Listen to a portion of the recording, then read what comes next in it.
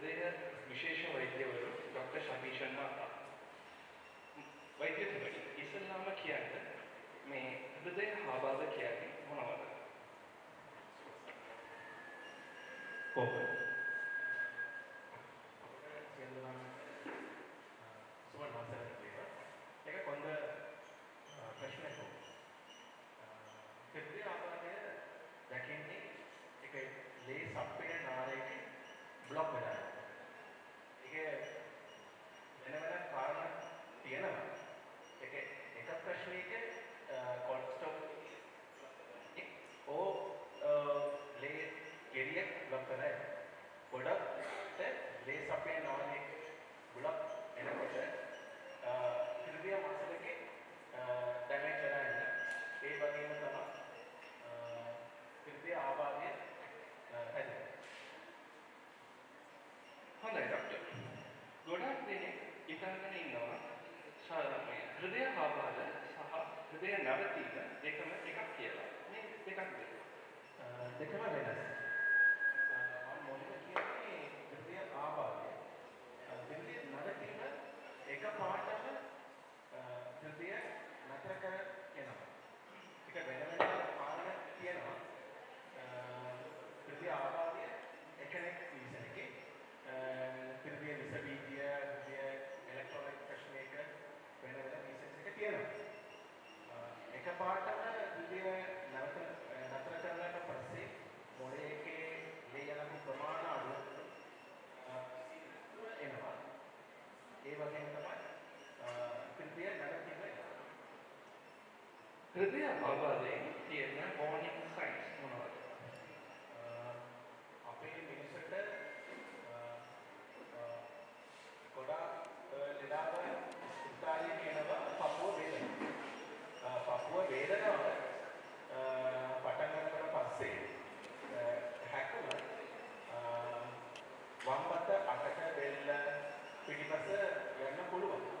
ඒ වගේම හොඳට දාඩිය දානවා, උස්ම ගන්න අමාරු වෙනවා, හොඳට වමනේ යනවා. ඔකලාගේ කරවිල වගේම එන්න පුළුවන්. එහෙනම් පුරුෂයන්ට සහ කාන්තාවන්ට මේ රෝග ලක්ෂණ වෙනස්ද? ඔව්. කාන්තාවට සාමාන්‍ය හෘදය අවදාන අඩු. ඒ කියන්නේ අක්කා දැන කාලේදී හෘදය ආබාධයේ අවදාන මොසප් ශක්තිය සම්පූර්ණ නතර කරන කාලෙකදී කාන්තාවට පුරුෂයෙක්ට දෙකම එක වගේ. සාමාන්‍ය පුරුෂයෙක්ට හෘදය අවදාන වැඩි. හෘදය ආබාධය ඇති වෙයි කියලා සැකයක් තිබුත් මොකක්ද කළ යුතුයි? මම මුලින්ම කිව්වේ හෘදය වේදනාව එනවනම් ඇම්බුලන්ස් එකේ 1991 කෝල් කරලා ලංකා ස්පිරිතාලයක ගිහිල්ලා ECG කරලා රිසර්ච් බේස් එක පටන් ගන්න ඕනේ. ඒ ජීවිතයේ හරියට හොස්පිටල් එකේ යන්න. right doctor. එතකොට හෘදය ආබාධය වැඩි අවදානම් කියන අය කවුද?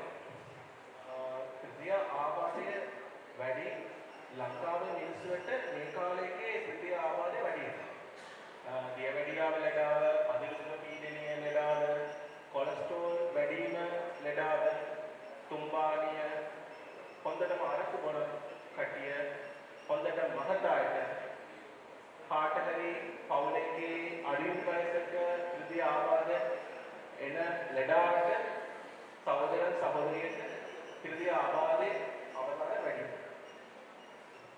එහෙනම් ડોක්ටර් හෘදය ආබාධය වැළැක්විය හැකියි. ඔව්. හරියට බෙහෙත් බොනකොට හොඳට එක්සර්සයිස් කරලා කෑමට අඩුවෙන් කනකොට තෙල් වල කෑම අඩුවෙන් කනකොට ඒක අඩු කරන්න පුළුවන්. අවසානයේ වෛද්‍යතුමනි අපේ දර්ශකයන්ට ඔයාලා දෙන්න පණිවිඩය මොනවද? ඔව්. අපේ මිනිස්සුන්ට සාමාන්‍ය කැනවලින් මේ වෙලාව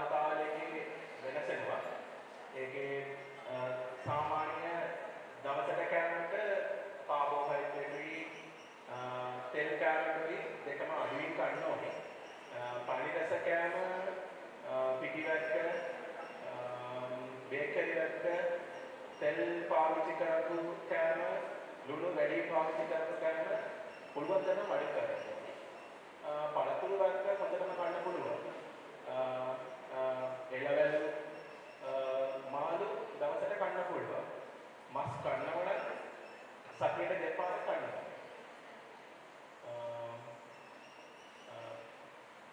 හොඳට ප්‍රෝටීන් කැරට් පිත්තර සුදු මදය කන්න පුළුවන්.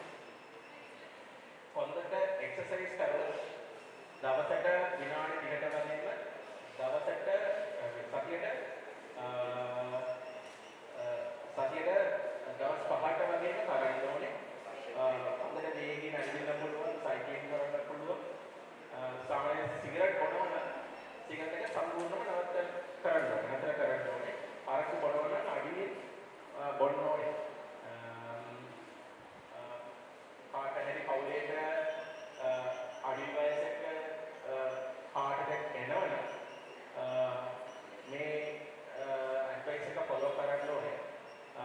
ඒකේ දියරඩියාව අදිරිදුර පිළිදෙනිය ලෙඩාවට heart attack අවසාන වැඩි. ඒ ලෙඩාව හරියට ක්ලිනිකෙ විදිල්ලා මාසට පරීක්ෂණය හරියට කරන්න ඕනේ. බෙහෙතල හරියට බොන්නකොට හරියට ප්‍රෙෂර් සීනි දෙකම මේන්ටේන් කරන්න ඕනේ. මේ තරම් වැඩගත් තොරතුරු අපි සමගින් බෙදාගත් ඔබතුමාට ස්තුතියි කියතුමනි. මේ වගේ